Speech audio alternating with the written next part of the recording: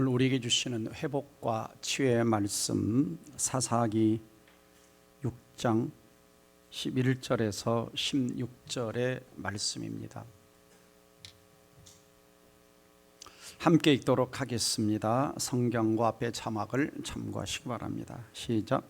여호와의 사자가 아비에셀 사람 요아스에게 속한 어브라에 이르러 상수리 나무 아래에 앉은지라. 마침 요아스의 아들 기드온이 미도한 사람들에게 알리지 아니하리하여 밀을 포도주 틀에서 타작하더니 여호와의 사자가 기드온에게 나타나 이르되 큰 용사여 여호와께서 너와 함께 계시도다 하매 기드온이 그에게 대답하되 오 나의 주여 여호와께서 우리와 함께 계시면 어찌하여 이 모든 일이 우리에게 일어났나이까? 또 우리 조상들이 일찍이 우리에게 이르기를 여호와께서 우리를 애굽에서 올라오게 하신 것이 아니냐 한 그 모든 이적이 어디 있나이까?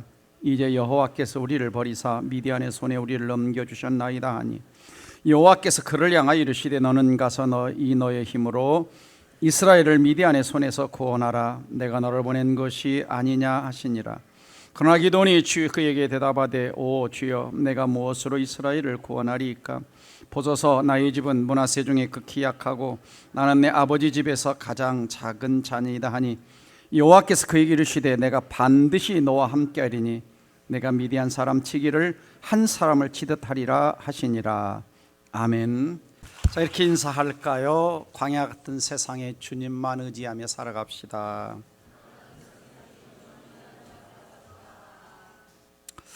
자, 한 번 더 인사합니다. 당신은 존귀한 하나님의 자녀입니다. 아멘. 자, 속담에 이런 말이 있습니다. 사람마다 제 잘난 맛에 산다. 여러분도 그렇습니까? 매우 중요한 말입니다.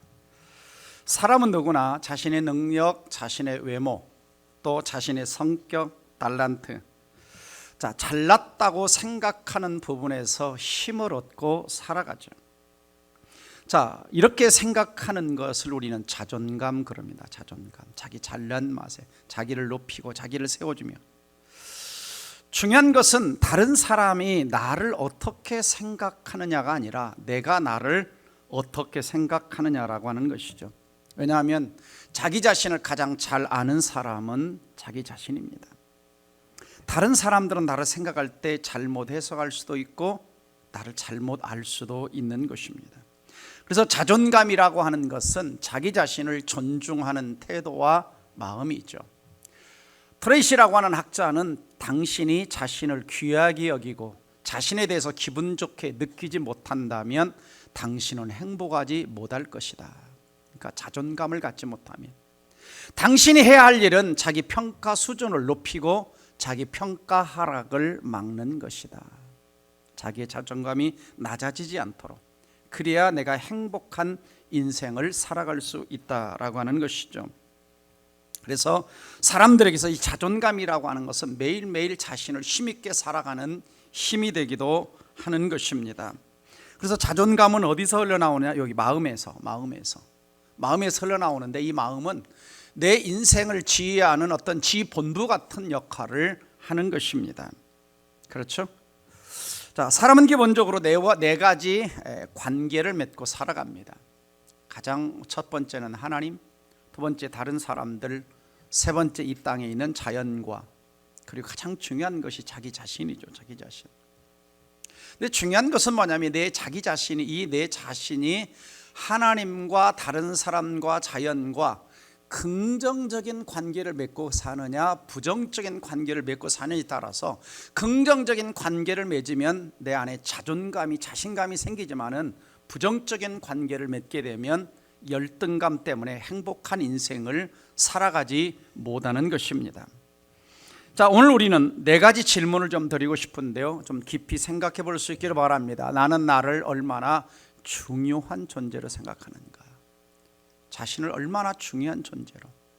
그 다음에 나는 내 자신에 대해서 만족하는가?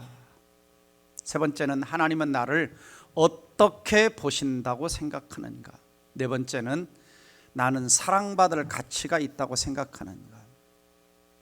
자, 여기에 대해서 우리가 긍정적으로 답변할 수 있다면 그 사람은 자신감, 자존감을 가지고 살아가는 것이고, 부정적으로 답변하는 사람은 열등감 속에, 낮은 자존감 속에 살아가는 것입니다. 그래서 오늘 말씀의 제목은 열등감에서 자존감 또는 자신감으로 나아가라. 그래야만이 우리의 마음이 웃을 수가 있습니다. 그럼 열등감이란 뭘까요? 열등감이란 다른 사람보다 자신이 뒤떨어져 있다고 느끼며 스스로를 하찮게 여기는 마음, 스스로를 하찮게, 값없, 가치 없게, 보잘것없이 여기는 마음. 자, 그래서 열등감을 다른 말로 표현하면 낮은 자존감이다. 낮은 자존감. 낮은 자존감이란 자기 자신의 가치를 스스로 낮게 평가하는, 보잘것없이 평가하는. 맥셀 물치라고 하는 학자는 성공의 법칙이라고 하는 책 속에서 사람들은 95%가 열등감을 느끼며 살아간다 그랬습니다. 95%. 자, 그러면 여러분은 95%에 들어갈까요? 들어가지 않을까요? 그럼 저 반대로 저는 이 95%에 들어갈까요? 안 들어갈까요? 저는 많이 들어갑니다. 왜냐하면 아마 이 목사들을 만나면은, 친구들을 만나면 참 열등감 있는 목사들이 저를 포함해서 많아요. 저를 포함해서. 예. 그래서 꼭 열등감 있는 사람들은 만나면 물어보면 요즘 성도 몇 명 모여요?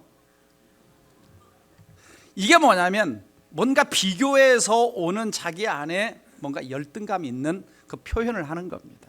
표현을 하는 거예요. 그래서 목사도 열등감이 참 많습니다. 많아요. 오늘날 이제 열등감에 많이 빠져 있는 우리 친구들이 누구냐? 청소년 젊은이들이죠. 입시 경쟁, 취업 경쟁, 외모 경쟁 참 많습니다. 그래서 매일 뭘 보면서 열등감에 많이 빠지느냐? SNS를 보면서, 쇼츠 같은 이런 것들을 보면서. 과거에 목사님이 잘할 때만 해도 비교 대상이 별로 없었어요.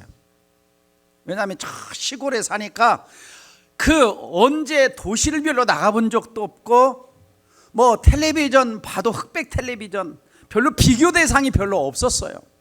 그래서 그냥 시골에서 그냥 그렇게 살다가, 농사 짓고 살다가 그렇게 그냥 죽는가 보다. 근데 요즘에는 비교 대상이 너무 많은 거예요. 막 채널만 틀면 제가 제일 부러운 사람이 노래 잘 부르는 사람들. 제가 어저께도 임영웅 콘서트를 봤어요. 다 보진 않았지만, 야, 어떻게 저렇게 노래 하나 부르는데 저 큰 경기장에 그 많은 사람들이 이러고 모일 수 있을까? 그래서 참 제가 노래를 부르면 이렇게 잘 부르는 사람 보면 열등감이 참 많아요. 열등감이. 그래도 제가 과거에 보니까 20살 때 그 주일학교 성가대 지휘자를 했어요. 어떻게 했는지 모르겠어요. 믿거나 말거나. 네. 자, 오늘 성경을 보시면 열등감에 빠진 한 사람을 만나게 되는데 기드온입니다. 자, 11절을 보시면 하반절에 요아스 아들 기드온이 미디안 사람에게 알리지 아니하려. 미디안 사람. 그 당시 미디안이 이스라엘 자꾸 쳐들어와서 곡식을 빼앗아가고 괴롭게 했거든요. 그래서 밀을 포도주 틀에서 타작했다 그랬어요. 보통 밀은 어디서 해야 돼요? 넓은 마당에서 해야 되는데 숨어서 포도주 틀에서 타작을 하고 있는 거예요. 왜요? 두려움이 있어. 자기 마음에 미디안 사람들에 대한 두려움, 불안감, 열등감. 아, 저들은 강한데 우리는 약해. 저들이 쳐들어와서 언제 내가 다 뺏어갈지 몰라. 이런 불안감, 두려움, 열등감이 있었죠. 그래서 기도는 자기 자신을 스스로도 이렇게 평가를 내렸습니다. 보소서, 나의 집은 므낫세 중에서 가장 약하고 나는 내 아버지 집에서 가장 작은 자입니다. 그러니까 이 므낫세는 자기 스스로를 뭐라고 평가하고 있느냐? 나는 약합니다. 극히 약합니다. 나는 가장 작습니다. 비교하면서. 뭐와 비교해요? 나의 집은 므낫세 중에서, 므낫세 가문에서 우리 가문은 가장 약한 가문이고 또 그 중에 또 내 아버지 집에서도, 내 아버지 가문에서도 나는 가장 보잘것, 여기 작은 자라는 말은 키가 작다는 말이 아니라 우리말로 말하면 좀 별 볼 일 없는 쓰레기 같은 이런 표현입니다. 그러니까 지금 이제 이 기드온은 비교의식 속에서 열등감에 빠져 있는 것입니다. 사실 하나님은 이 기드온을 사사를 삼으려고, 그래서 14절 보시면 여호와께서 그를 향하여 이르시되 너는 가서 너의 힘으로 이스라엘을 미디안의 손에서 구원하라. 내가 너를 보낸 것이 아니냐. 자, 하나님 쓰시려고 찾아왔어요. 찾아왔는데 15절에서 오 주여 내가 무엇으로 이스라엘 구원하리까. 보소서 나의 집은 므낫세 중에 극히 약하고 나의 아버지 집은 가장 작은 자입니다. 나는 보잘것 없어요. 스스로를 낙인 찍고 있어요. 자, 그 안에 가만히 들여다보면 마음에 자존감이 없습니다. 자신감도 없습니다. 열등감에 빠져 있습니다. 사명감도 없습니다. 자기 안에 얼마나 엄청난 잠재력이 있는지도 잘 모르고 있어요. 자, 사람들이 열등감에 빠질 때 크게 두 가지 영역에서 열등감에 빠지게 되는데요. 첫 번째는 내 힘으로 어쩔 수 없는 것을 통해서 오는 열등감. 이게 이제 유전적 열등감입니다. 그래서 이제 태어날 때부터 좀 부모로부터 좀 잘생긴 사람도 있고 까무잡잡한 사람도 있고 그렇죠. 그래서 외모 열등감. 그 다음에 이제 부모가 가난하거나 어렵거나 하면 그 가문에 대한 그런 열등감이 있습니다. 가문에 대한. 그러니까 어쩔 수 없는. 그 다음에 과거 경험으로부터 내가 살아오는 과정 속에서 갖게 되는 열등감이 있어요. 그래서 시험에 점수가 안 나오거나 승진이 안 되거나 연봉이 낮거나 가난하거나 학벌이 별로 없거나 이런 것들을 통한 이런 열등감을 갖게 되죠. 그래서 두 가지 열등감이 사람에게는 있습니다. 사람에게. 그러니까 기드온은 비교의식에서 오는 열등감인데 가문에서 오는 열등감을 가지고 있었고, 그 다음에 자기 자신 경험에서 오는 열등감도 다 가지고 있었던 거죠. 그래서 열등감이 심하면 사람들에게 몇 가지 증상이 나타나는데, 첫 번째는 흑백으로 자꾸 구분합니다. 흑백으로 구분한다는 건 뭐냐면 공부 잘한 사람, 못한 사람, 키 큰 사람, 키 작은 사람, 예쁜 사람, 못생긴 사람, 가진 사람, 가지지 못한 사람, 이렇게 자꾸 흑백으로 구분을 해서 나와 다른 사람을 자꾸 적으로 생각하는 거예요. 경쟁 대상으로 생각하는 거예요. 그 다음에 자신의 가능성을 마비시키죠. 그리고 하나님과 다른 사람과 관계가 자꾸 무너집니다. 그리고 하나님이 일을 맡겨도 열등감이 있게 되면 사역을 잘 못해요. 방해가 됩니다. 그래서 심리학자 페트로라고 하는 학자는요, 열등감이 있을 때 자꾸 다른 것으로 대처하려는 증상이 나타나는데, 하나가 뭐냐? 불안장애, 사회 부적응, 퇴학, 충동적 과식, 부정행위, 학교에서의 낮은 학업 능력, 우울증, 탈선, 마약 남용, 원치 않는 임신, 알코올 중독, 게임 중독, 이런 것들. 아마 여러분이 이 중에 좀 있다면, 이런 것들이 좀 여러 개를 가지고 있다면 내 안에 열등감이 강한 겁니다. 그래서 뭔가 대체제를 찾는 거예요. 자꾸 대체제를 찾는 거예요. 자, 성경에서 지독한 열등감, 비교의식 가진 사람 중에 하나가 누구냐? 사울왕입니다. 사울은요, 왕이에요.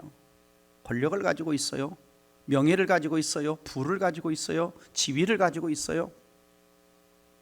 그런데도 그 안에 비교의식을 통한 질투와 열등감에 사로잡힌 거예요. 왜? 다윗이 골리앗을 물리치고 왔을 때 그 여인들이 사울은 천천히고 다윗은 만만히 이렇게 막 노래를 부르니까, 그때부터 이 사울 왕이 다윗을 죽이려고 그냥 창을 던지고 또 귀신이 들려가지고, 그래서 그 왕임에도 불구하고 이 다윗을 참 충성스러운 신하구나 이렇게 생각을 해야 되는데, 경쟁자로 보고 비교의식을 가지고 죽이려고 쫓아다니라고 한평생을 낭비합니다. 그러니까 없는 사람만 열등감에 사로잡히는 것이 아니라 많이 가진 사람도, 많이 배운 사람도, 권력자도, 왕도 비교의식 속에서. 그렇죠? 우리는 그렇습니다. 러시아 큰 땅인데 푸틴이 왜 전쟁을 일으켰을까? 제가 볼 때는 열등감 같아요. 열등감. 왜? 옛날 구소련 때는 러시아 소련 땅이 이렇게 컸는데 지금은 이만하고. 그러니까 탐내는 거예요. 질투하는. 행복하지가 않죠, 자기 마음이. 그래서 루스벨트 대통령은 이런 말을 했어요. 비교는 기쁨을 빼앗아가는 강도다. 기쁨을 빼앗아가는 강도다. 그래서 자꾸 비교할수록 자기 마음이 행복해지지 않는 겁니다. 그래서 행복학자 에드 디너는 이런 말을 했어요. 행복이라고 하는 건 뭐냐? 만족감이다, 사랑이다, 즐거움이다, 기쁨을 누리는 마음의 상태 또는 기분이다. 행복은 업적, 돈, 권력, 쾌락을 경험하는 것과 별 상관이 없다. 행복은 하나님과 다른 사람들과 좋은 인간관계, 배움의 즐거움, 삶의 의미와 목적, 작은 일상에서의 긍정적으로 인식하고 살아가는 태도, 이것이 행복감이다 그랬어요. 행복이다. 또 일반 사회학자인 하버드대 조지 베일런트 교수도 행복의 7가지 조건을 뭐라고 평가를 했느냐? 안정된 결혼생활, 그러니까 부부간의 깊은 신뢰의 관계죠. 두 번에 성숙한 적응 방식, 그러니까 사회에 잘 적응을 하는 거예요. 부적응이 아니라. 세 번째는 금연 또는 흡연을 하지 않는 것, 담배 피지 않는 것. 그 다음에 알코올 소비를 적절히 하는 것. 다섯 번째가 규칙적인 운동, 여섯 번째 건강한 체중 유지, 일곱 번째 교육 수준. 여기서 교육 수준은 특별히 취약한 계층, 어려운 계층에 더 교육 수준이 중요하다. 행복에 기여를 한다. 이런 평가를 하고 있습니다. 저는 여러분들이 날마다 행복하게 웃으며 살았으면 좋겠습니다. 자, 몇 사람 보고 한번 웃어보세요. 잘 안 웃어지죠? 그러면 자, 오늘 성경을 통해서 어떻게 하나님이 이 기도원의 열등감을 치료하시는가, 또 우리의 열등감도 어떻게 치료받을 수 있는가. 가장 첫 번째는 살아계신 하나님을 체험적으로 만나야 됩니다. 체험적으로 만나요. 그래서 12절 보면은 어느 날 천사가 기도원을 찾아온 거죠. 그래서 천사가 찾아왔다는 건 누가 찾아왔다는 것 같은 거냐? 하나님이 찾아오신 겁니다. 또 17절 보시면은 하나님이 그러면 우리와 함께 하신다는 표징을 보여주세요. 그래가지고 고기와 무교병을 딱 준비하니까 하늘에서 불이 내려와 살라버립니다. 하나님이 함께 하심을 보여주죠. 또 23절에는 직접 하나님이 말씀하십니다. 여호와께서 이르시되 너는 안심하라, 두려워하지 말라, 죽지 아니하리라. 하나님 이런 말씀하시죠. 그러니까 24절을 보시면은 기도원이 여호와를 위해 거기서 제단을 쌓고 그것을 여호와 샬롬이다 부르었어요. 여호와 샬롬. 자, 여호와 샬롬이란 말은 뭡니까? 평강이죠. 평강, 평안하다. 모든 걱정, 염려, 근심이 없는 상태. 그러니까 전에는 걱정, 불안, 염려, 두려움 이게 가득 쌓였는데 하나님을 만나고 나니까 그게 한순간에 싹 사라진 거예요. 여호와 샬롬, 평강이 찾아온 겁니다. 자신감이 생긴 겁니다. 얼마 전까지 나는 극히 우리 가문에서 작고 약한 존재였는데 하나님이 함께 하신다는 확신이 생기니까 뭐가 합니까? 전쟁터에 나가요. 전쟁터에 나가서 하나님이 300명만 데리고 14만 5천 명과 싸워라 그럽니다. 그러니까 불평하지 않고 원망하지 않고 yes. 그 싸워가지고 이기죠. 왜? 하나님이 함께 하실 건데, 하나님이 싸워주실 건데, 하나님이 이기게 하신다고 그랬는데 승리합니다. 그래서 오늘 우리가 내 열등감을 체험하려면 우리는 어마어마한 살아계신 하나님, 살아계신 예수님을 체험적으로 만나야 됩니다. 그냥 머릿속에 하나님 누군가 이게 아니고. 그래서 어떤 사람은 기도원처럼 직접 찾아오신 하나님 만날 수 있고, 어떤 사람은 기도원이 기도할 때 하나님이 응답하고 표징을 보여주신 것처럼 우리가 기도할 때 하나님 우리에게 여러 가지 표징을 보여주면서 만나실 수 있고, 또 우리의 삶을, 기도원의 삶을 이렇게 인도하고 전쟁에서 승리하게 하신 것처럼 우리의 삶을 어려움이 있을 때 그걸 이기게 하시면서 우리 하나님 만나실 수도 있고, 어떤 사람은 기도할 때 하나님의 임재, 하나님의 능력, 또 하나님의 기적을 체험하면서 하나님 살아계심을 만나시게 할 수가 있는 겁니다. 그러니까 목사님 같은 경우는 지금까지 하나님의 살아계심을 수도 없이 경험을 했죠. 가장 먼저 결정적으로 이제 하나님의 살아계심이 느껴지고 체험된 것은 고등학교 2학년 때 큰 사고를 당하고 이제 죽음의 문턱에서 27시간 의식 없다가 의식을 잃을 때까지 꿰매고 깨어나면서 그때 이제부터 뭘 느끼기 시작하면 하나님이 살아계시구나, 하나님 나를 살려주셨구나, 하나님 나와 함께 하시는구나, 나는 죽어야 되는데 내가 살았구나. 그러면서 하나님의 사랑, 하나님 은혜, 십자가 은혜, 이게 막 한 달을 누워있는데 다가오기 시작하는 거예요. 그리고 그 이후에 제 삶을 보니까 완전히 180도도 바뀌었어요. 그전에는 삶의 목적, 삶의 의미 이런 게 없었어요. 뭘 위해 살아야 되느냐. 근데 삶의 목적이 생긴 거예요. 가치가 생긴 거예요. 그전에는 그냥 가난하고 그냥 그렇게 살다가 그냥 왜 아버지는 맨날 능력이 없고 막 이렇게 살다 그냥 가나보다 했는데 그 모든 원망했던 것이 다 내려놓게 됐어요. 그리고 공부를 하기 시작을 했습니다. 그전에는 제가 공부를 했어도 그냥 공부하는 게 아니에요. 근데 그때부터는 성적이 이렇게 올라가다 쫙. 그래가지고 이제 고등학교 졸업할 때 15등급에서 4등급이 됐어. 4등급 올라가는 거예요. 그 다음에 이제 그 전에는 주머니에 돈만 있으면 500원 300원 있으면 저 1위 삼남극장 밑에 가서 DJ 노래 듣고 하얀 손을 흔들며 그 노래 듣는 게 좋았는데 그때부터 싹 끊는 거예요. 제가 그때 이후로 나온 노래는 잘 몰라요. 그 전에 나온 노래는 좀 알아요. 맨날 가서 들었으니까. 낙엽지던 그 숲속에. 그리고 예배를 전에는 그냥 가는가 보다 했는데 주일 예배, 수요 예배, 새벽 예배가 교회 가려면 정말 먼데 그 캄캄한 길을 새벽 기도를 다닌 거예요. 그리고 오늘날 하나님이 제 안에 음성을 들려주시면서 하나님의 종이 되게 하셨고 이 자리까지 오게 하셨어요. 하나님의 살아계심을 그 고통 속에서 경험하게 되니까 한순간에 바뀌더라고요. 닉 부이치치라는 사람이 있습니다. 닉 부이치치. 이 사람은요 태어날 때부터 선천적으로 팔이 없고 다리가 없어요. 엄마 뱃속에서 나올 때부터 선천적 장애자입니다. 그래서 이제 어릴 때 막 친구들이 막 조롱하고 놀리고 그러니까 하나님이 누군가지 제대로 만나지 못했을 때는 자살을 3번 시도합니다. 이거 나 같은 쓰레기 인생이야. 다 사람들이 조롱하고 손가락도 없고 발도 없고 막 그렇게 생각을 합니다. 그러다가 오늘 하나님 만나요. 하나님 만나면서 하나님이 말씀을 딱 주셨습니다. 요한복음 지금 저렇게 결혼해서 자식까지 낳았어요 지금. 그래서 요한복음을 딱 보는데 이 사람이 맹인으로 난 것이 누구의 죄로 인함입니까? 자기입니까? 부모입니까? 근데 예수께서 대답하실 때 다 같이 이 사람이나 그 부모의 죄로 일한 것이 아니라 그에게서 하나님이 하시는 일을 나타내고자 함이라. 내가 이렇게 장애자로 태어난 거, 손과 발이 이렇게 태어난 거, 이거 부모 죄도 아니고 내 죄도 아니고 하나님이 나를 통해서 뭔가 하실 일이 있다고 그걸 깨달은 거예요.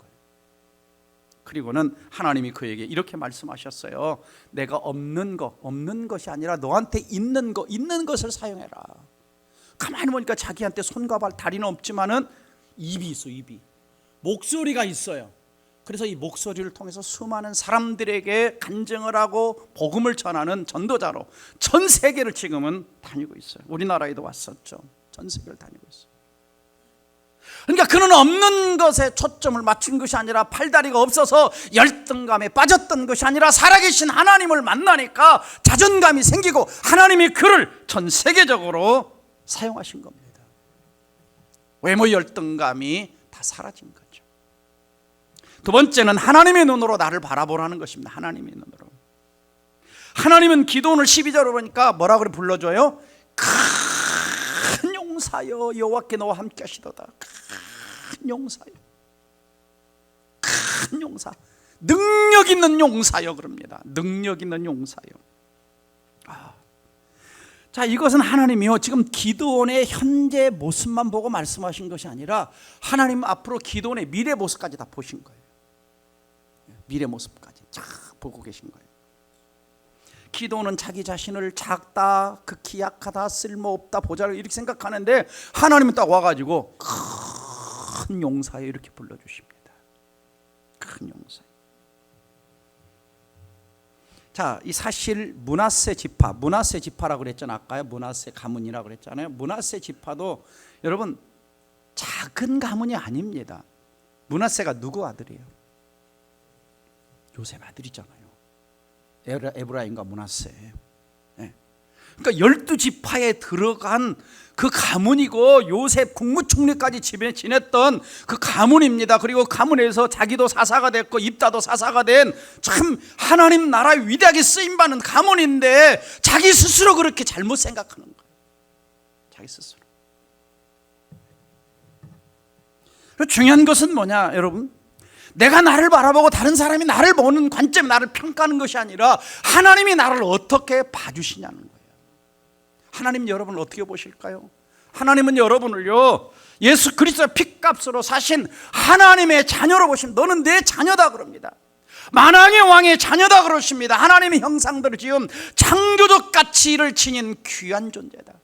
나를 구원해 주셔서 구원하시기 위하여 예수님이 십자가에 죽게 하실 만큼 가치 있는 존재다. 지옥갈 인생을 저 아름답고 행복한 천국으로 보내진 존재다. 하나님의 형상을 닮은 하나님이 최고의 걸작품이다. 이렇게 우리를 하나님이 보십니다.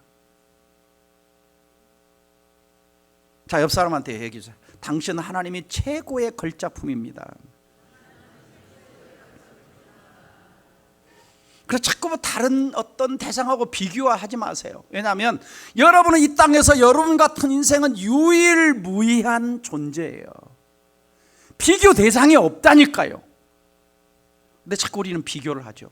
비교라는 것은 뭐냐면요, 어떤 인물이나 사물을 다른 대상과 나란히 놓고 서로 비슷한 점과 다른 점을 알아보는 것을 비교라고 합니다. 비교 자체는 나쁜 것도 옳은 것도 아니다. 그런데 비교 결과를 놓고 자신의 약점을 발견하고 고치고 장점을 발견하면 더 발전시키면 좋은 방향으로 발전됩니다. 비교 자체가 나쁜 건 아니에요. 근데 이제 비교 결과를 놓고 이걸 내가 어떻게 받아들이냐는 거예요. 그래서 비교 결과를 놓고 잘못 받아들이면 우월의식이나 열등의식에 빠지는 거예요. 그래서 우월의식이라는 건 뭐냐면 내가 남보다도 뛰어나다는 사고방식에 사로잡혀 나보다 못한 사람을 멸시하는 태도. 그래서 공주병, 왕자병으로 나타내고, 또 열등의식은 내가 다른 사람보다 못하다는 생각에 사로잡혀 나보다 뛰어난 사람 보면 부러워하면서 자신을 별볼 없는 존재로 생각하는 거. 그래서 못난이 병. 자, 여러분은 이런 병에 걸리셨어요? 아니면 그냥 나는 나다 자부심과 긍지가 있습니까? 근데 꼭 우리 부모님들도 그런 거 잘 하잖아요. 누구네는 어디 학교도 어디 갔는데 너는 이것도. 뭐냐면 이게 비교예요. 비교. 또 아내들은 누구 남편은 월급도 오르고 지도 오르고 하는데, 그럼 이제 남편들이 집에 안 들어가고 싶은 거예요. 그래서 열등의식과 우월의식의 공통점이 있어요. 자존감이 낮아요. 둘 다. 자신감이 부족해요. 또 열등의식에 오면 이게 되면은 비교를 잘해요. 판단이 주관적이고 시기심이 강합니다. 그리고 외로움이 심각해요. 잘 못 어울려요. 그리고 불안감이 그게 사로잡히고 남의 말에 민감해집니다. 남의 말에 누가 조금 말하면 내가 그런가? 이렇게 하죠. 그 다음에 이제 남을 잘 믿지 못하고 대인관계가 원만하지 못하게 됩니다. 자, 하나님은요 우리를 이러한 것들, 외모, 자격, 조건 이것 가지고 평가하지 않습니다. 자, 옆 사람한테 우리 한번 좀 칭찬 좀 해줍시다. 큰 용사여, 여호와께서 당신과 함께 계십니다.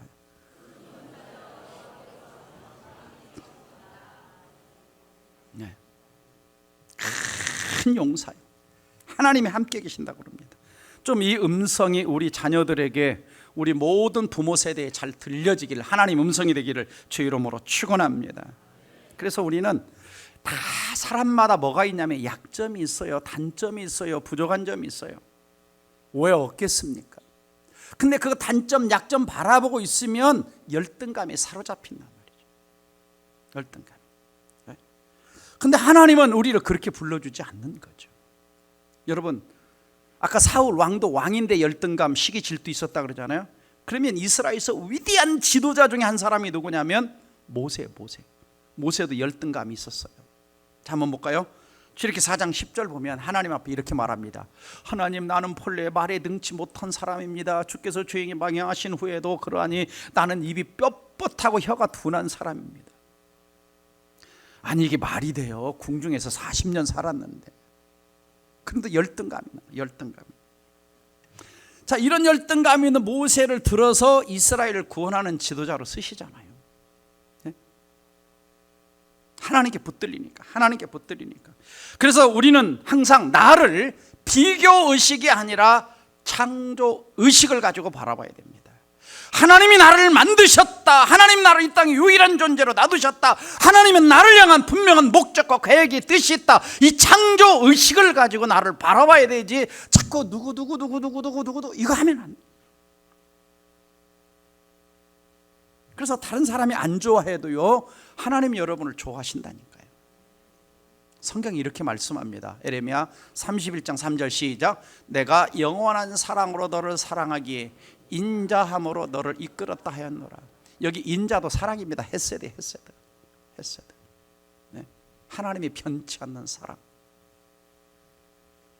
그래서 unfailing love, 실패하지 않은 하나님의 사랑이 인자예요. 인자. 그러니까 하나님은 여러분을 정말 사랑하시는 거예요. 사랑하시는 거예요. 그래서 우리는 이런 찬송 부릅니다. 제가 노래가 잘 못 부른다고 했어요. 노래만 부르려고 하면 제가 작아져요, 이상하게. 자, 같이 한번 한 절 시작. 약한 나로 강하게, 가난한 날 부하게, 눈먼 날 볼 수 있게 주 내게. 아멘. 여기까지. 그렇죠. 약한 나를 하나님이 함께 하시면 강한 자가 됩니다. 그렇죠. 가난한 내가 부자이신 하나님이 함께 하시면 부자가 되는 거예요. 앞 못 보던 인생의 미래를 보지 못한, 천국을 보지 못한 내 인생에 하나님이 영의 눈을 열어주시니까 천국이 보이고 하나님 나라가 보이는 겁니다. 그래서 우리는 내가 나를 보는 게 아니라, 세상에 보는 나를 보는 것이 아니라 하나님이 성경에 보는 나를 보시기를 주 이름으로 축원합니다. 자, 에버랜드 가면요, 호랑이와 사자가 있어요. 자, 누가 강할까요? 호랑이. 네. 자, 호랑이와 사자는 비교하는 게 아닙니다. 왜요? 하나님은 처음부터 호랑이는 호랑이로 만들었고, 사자는 사자로 만들었고, 그 다음에 양은 양으로 만들었고, 소는 소로 만든 거예요. 왜? 각자 목적과 계획이 있어서 독특하게 창세기 1장의 각 종류대로 하나님 만드신 겁니다. 이 땅에 80억의 인구가 있는데 80억 인구가 지문이 하나도 똑같지 않고 얼굴이 다 똑같지 않아요. 아무리 요즘 인공지능이 발달해가지고 다 해도 손지문이 다 다르고 다 사진 찍어도 다 분별을 다 해냅니다. 왜요? 하나님이 독특하게 지으신 거예요. 특별하게 지으신 거예요. 나 같은 존재는 이 땅에 단 하나만 하나님이 지으신 겁니다. 그래서 우리는 비교하는 것이 아니고 하나님의 창조의식을 가지고 나 같은 존재는 단 한 명밖에 없다, 나를 향한 하나님의 계획과 목적과 뜻이 이 땅에 분명히 있다, 이런 사명감을 가지고 살아가는 겁니다. 그래서 너무 거울 자주 보시면서 거울아 너 왜 눈이 왜 이렇게 생겼고 귀는 이렇게 자꾸 그렇게 보지 말고, 야, 참 잘생겼다, 야, 너 같은 애는 이 세상에 다 하나밖에 없어. 좀 자존감, 자긍심을 갖기를 주 이름으로 축원합니다. 그래서 맥스 루케이도가 쓴 책 가운데 넌 정말 특별하단다라고 하는 동화책이 있어요. 이걸 이제 아이들과 성도들에게 자존감을 심어주는 책으로 되어 있는데요. 여기에 이제 나무들을 만든 그 목수가 나오는데, 그 목수가 누구냐면 엘리라는 사람이에요. 엘리는 뭐냐면, 그러면 하나님 말하죠. 하나님을 상징합니다. 근데 이제 사람들이 늘 조롱하는 이 펀치넬로에게 이 엘리가 이런 말을 해줍니다. 너는 너이기 때문에 특별하단다. 특별하면은 어떤 자격도 필요 없으며 너라는 이유만으로도 충분하단다. 그리고 2권에 보시면 내가 가진 것 때문이 아니라 넌 너희기에 행복할 수 있단다. 잊지 마렴. 넌 언제나 특별하며 난 널 사랑한단다. 이게 바로 하나님이 저와 여러분에게, 우리 아이들에게 말씀하시는 음성인 줄 믿으시기를 주의 이름으로 축원합니다. 자, 그래서 우리는 중요한 것이 뭐냐? 다른 사람이 나를 어떻게 보는 것이 중요한 게 아니라 하나님이 나를 어떻게 보느냐, 이게 중요하죠. 자, 지폐를 보시면 어떤 가수가 저 지폐로 꽃을 만들어 가지고 저 꽃을 만들었대요. 그래가지고 막 사람들이 SNS에서 막 비난하고 그랬는데 그래도 돈의 가치는 여전합니다. 그렇죠? 구겨진 존이라도 줬으면 좋겠죠? 네. 그러니까 이제 이 화폐는 구겨져도 낡아도 화폐 가치는 변하지 않아요. 우리 인생에 때로는 살다 보면 상처가 있고 실패가 있고 또 사람들이 못났다고 할지라도 하나님이 우리를 하나님의 자녀 예수 보혈의 피값으로 구원하시기 때문에 그 가치, 하나님이 우리를 볼 때 하나님의 가치는 바뀌지 않습니다. 세상은 어떤 것을 가지고 평가할지라도 하나님 우리를 가장 존귀하게, 기도원 자신도 자기 자신을 약한 자, 작은 자라고 했다 할지라도 하나님은 너를 큰 용사라고 평가해 주시는 걸 믿으시기를 주의 이름으로 축원합니다. 마지막으로 살아계신 하나님, 전능하신 하나님이 함께 하신다는 믿음으로 살아갈 때에 자존감을 이길 수 있습니다. 자, 12절에서 다시 보시면 큰 용사여 여호와께서 너와 함께 계시도다. 16절에서 여호와께서 그에게 이르시되 내가 반드시 너와 함께 하리니, 내가 반드시 너와 함께 하리니 내가 미대한 사람 한 사람 치듯 하리라. 그럽니다.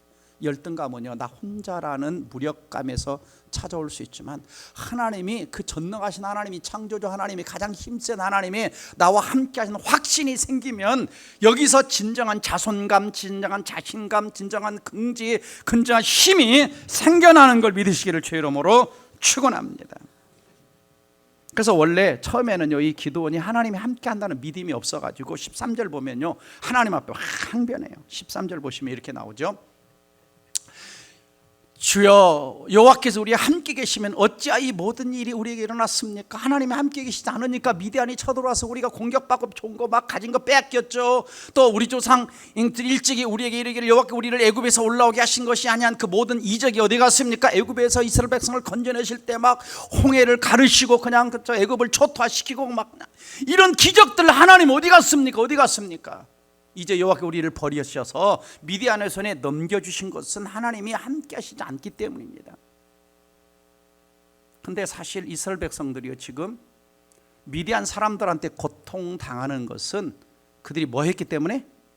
우상 숭배하고 다른 신들을 섬겼기 때문에. 그래서 하나님이 잠깐 징계하신 겁니다. 징계. 매를 때리는 것이지 하나님이 함께하지 않은 것이 아니라 그들을 여전히 함께하고 계시는 거예요. 근데 우리는 내가 고통당하고 어려움 당하면 하나님이 나와 함께하지 않아서 고통당한다고 생각하는데 그렇지 않습니다. 그래서 기도원이 하나님께 표징 보여달랍니다. 하나님 함께 하신다면 증거를 보여주십시오. 그래가지고 기도원이 고기하고 무교봉을 딱 하나님 앞에 갖다 딱 제단 앞에 놓으니까 하늘에서 쫙 하고 불이 내려가지고 살라버려요. 하나님 한 번 가지고 안 되는데요, 기도는 좀 그래. 한 3세판. 그래가지고 하나님 이번에는요, 저 이슬에는 아니 양털에는 이슬이 있고 이 땅에는 이슬이 없게 해주세요. 다음날에 또 그대로 했네. 또 뭡니다. 하나님 3세판. 이번에는 양털에는 이슬이 없고 이 땅에 이슬이 있게 해주세요. 하나님 그대로 다 해주시죠. 하나님 함께 하시는 증거를 다 표징으로 보여주십니다. 여러분들이 하나님 함께 하시는 증거들이 잘 안 보이거들랑 좀 하나님께 이렇게 기도원처럼 기도할 필요도 있어요. 하나님 함께 하시면 이번에 이렇게 해주세요. 그렇다고 갑자기 꼴등한 사람이 하나님 이번에 함께 하신 증거로 다 1등 되게 해주세요. 공부 하나도 안 하면 그렇게 하면 안 되고.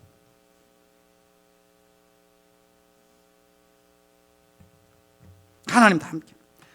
그래서 조금 전에 말씀드린 것처럼 하나님이 함께하는 확신이 생기니까 야, 너 기도원 저 미디안 군대하고 싸워. 근데 싸우려고 보니까 이쪽 사람들이 13만 5천 명이 왔는데 자기는 3만 2천 명인 거예요. 4대 1 게임이 안 돼. 근데 하나님이 또 야 너 일로 와 일로 와. 너무 많아. 걱정 있고 집에 불안 있고 막 집에 뭐 고민 있는 사람 다 집으로 돌려보내. 그러니까 10,000명 남아 10,000명. 13대 1이야. 13대 1. 야 기도원 불러가지고 야 또 너무 많아. 하나님 왜 그러지? 물가로 데려가. 가지고 이제 손을 떠서 이렇게 이런 사람만 딱 뽑으니까 몇 명이야?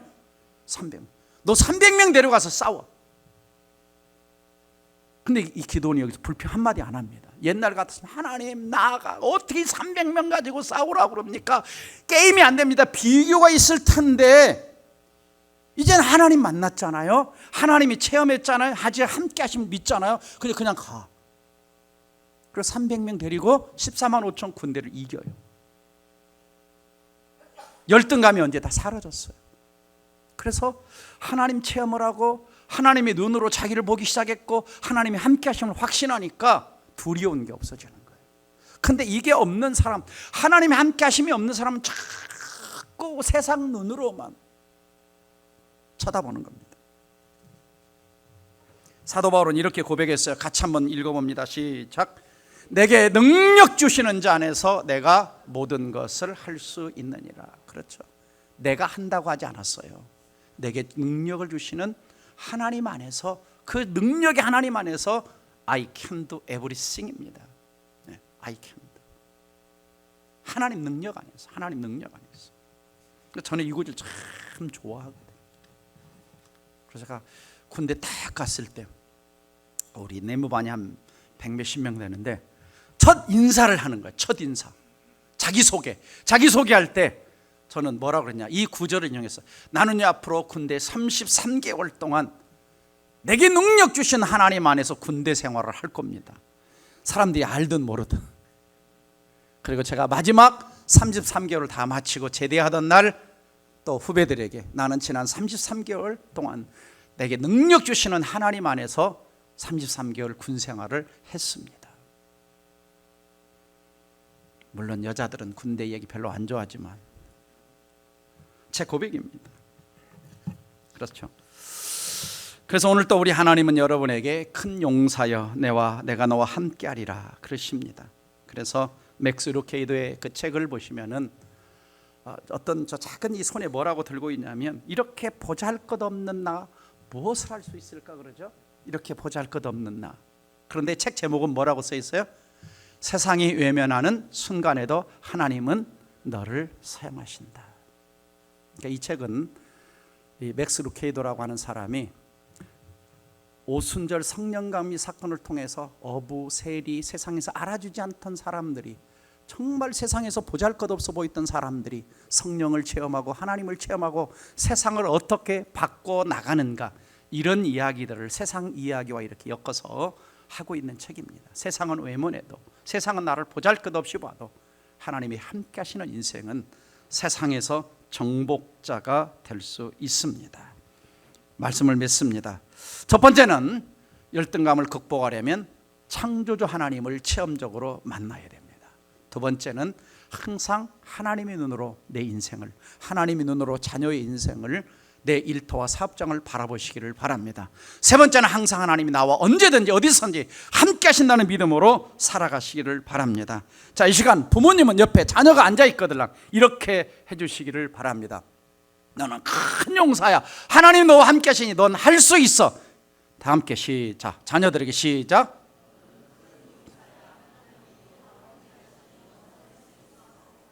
네. 이제 옆에 없으면 손주를 생각하면서 또 이 안 되면 이제 오늘 집에 가서, 그 다음에 이제 여러분 자녀들이 부모님한테, 엄마 아빠한테, 자 여기 봐, 엄마 아빠한테 이제 하는 거야. 둘이 알았지? 엄마 아빠한테 자 쳐다보면서 옆에 있어. 엄마 아빠, 하나님이 함께 하는 엄마 아빠도 큰 용사예요. 시작.